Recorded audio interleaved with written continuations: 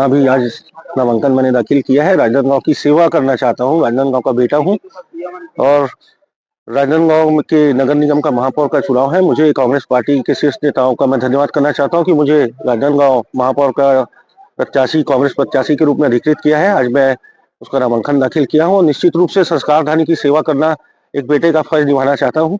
मेरे विपक्षी प्रत्याशी जो है लगातार बहुत से पदों में रह चुके हैं। जनता भी बोर हो चुकी है कि बार बार एक ही व्यक्ति को कितने बार वोट दें।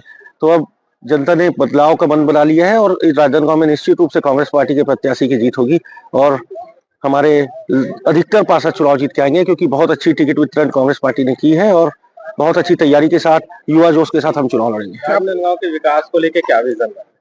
राजनांदगांव के विकास को लेकर विजन है कि सबसे पहले पार्किंग की समस्या दूर करना राजनांदगांव का सबसे अहम समस्या है। साथ ही धूल मुक्त, पहले भी कई बार हमारे पूर्व महापौर ने कहा है, मधुसूदन यादव ने कई बार कहा कि मैं धूल मुक्त करूंगा, लेकिन आज तक हुआ नहीं। लेकिन वो काम मैं करके दिखाऊंगा और जनता की निरंतर सेवा में हम आगे रहेंगे। उनकी मूलभूत समस्या जो भी रहेगी उसको तत्काल दूर करने का हमारा काम रहेगा।